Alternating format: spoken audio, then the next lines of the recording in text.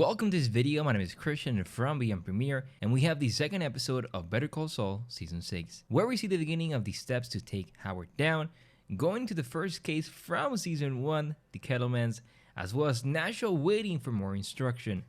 Gustavo starts making big moves, and who is that at the end? Let's break down Episode 2 of Season 6. So Episode 2 is titled Carrot and Stick, and the meaning of this is all over the episode.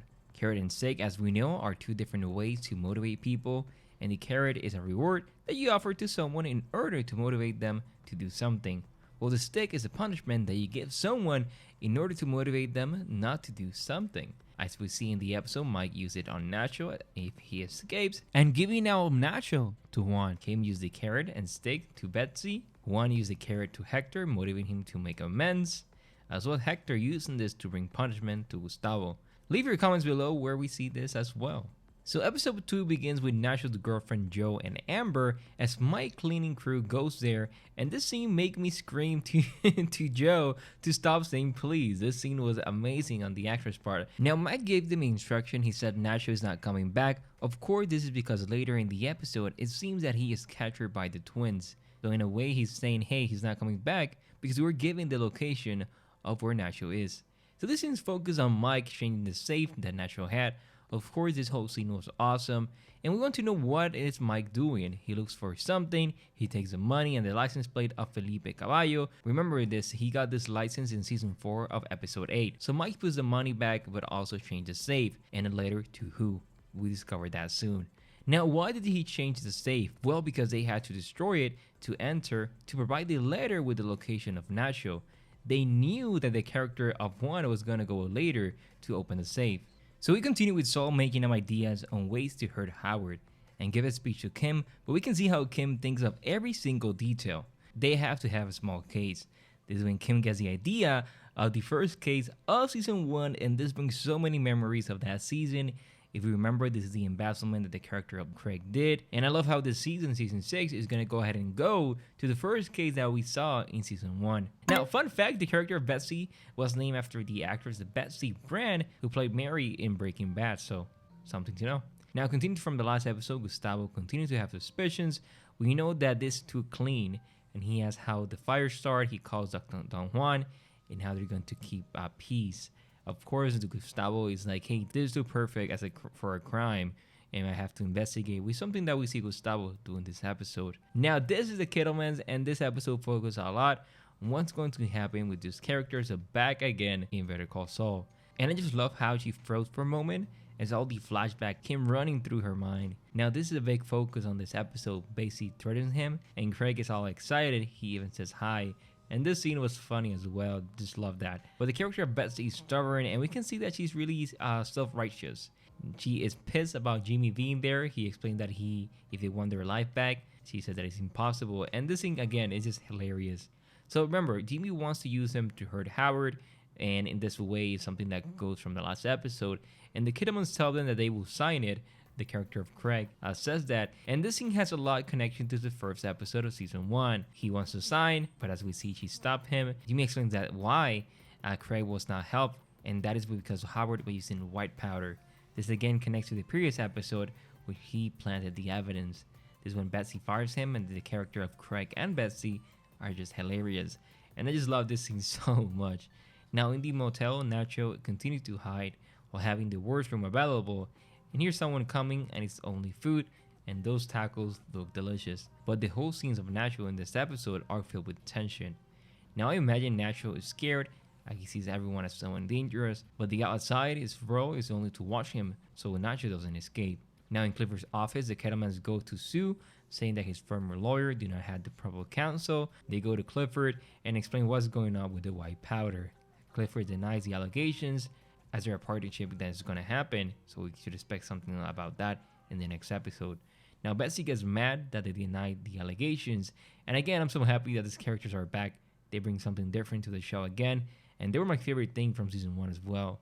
Now this is the psychology of Jimmy plays in. He creates doubt to Howard, so let's see what's going to happen with the white powder, because at the end of the episode we can see how the character of Jimmy is going to work with them. Now Gustavo goes to Hector Salamanca, and if you want to know what did Juan say to Hector, I got you covered. But hey, support the channel by giving it a thumbs up and subscribing. I really appreciate it. So he says, I want you to speak, and now we're united. Something he says in Spanish. Conversation of being together, of them being a family, making amends. But of course, Hector shakes the man of the traitor, but he looks at him like he knows it was him. He calls Mike and he says that Lalo Salamanca lives, and this is a big focus as well. And that's going to happen in episode 3, once men search Nacho's apartment as they open the safe from the beginning of the episode. This is when Juan finds the money and the envelope. When opening, they find a bank statement of different things like Cayman Island, as well as a number. This is when Juan calls a number and is answered of Motel Ocotillo. This is of course where we know that Nacho is staying, but yes, poor Nacho is betrayed by Mike and Gustavo. Now Nacho continues to look at the guy, and again this guy is just raw is to watch him. The episode was full of tension, and we want to know what's going to happen to Nacho. And this whole scene of Nacho is really to bring the mindset of the character being claustrophobic without nowhere to go and just having a small area of air. Now Nacho wants to know who sent him and who is he working for. He doesn't know who he's working for. He says he's only a washer because, as we can see, Nacho escaped, destroying the air conditioner that was not working. So hey, now he doesn't know who he's working for. He's only a watcher. This is when Nacho calls Mike and he said that he has a bad feeling. But of course Mike gave him up, so this is like, oh my god. Now it's revealed that Mike paid the guy to keep him there. And this whole scene is perfect because Nacho is so smart. He's not going to shoot the guy, but takes the truck. And Nacho hides while all of this is happening. And again, this scene is absolutely incredible. Now the twins who are looking for revenge are there. And this scene has to be my favorite of this episode. My thought during this was, hurry up Nacho and go away. And I was really thinking that Nacho was going to be able to escape, but as we can see, he did not. For a moment, you think he's going to escape, but then the twins tell him to come. What Nacho is going to do is a big question, and this is when he loads the gun and hits a drive, but he has an accident. So what's going to happen next is something that is not explained in this episode, but we can have an idea that, hey, the character of the twins go ahead and capture Nacho. Now, according to Kim and Jim, in the last minutes of the episode, he received a call. This is from the Kettlemans. They were pissed. They decided to meet in person. This one in bed, Kim decided to go as well to the meeting, and this was the best idea ever. Now Mike knows that Lalo is not going to go after Gustavo as he's looking for Nacho.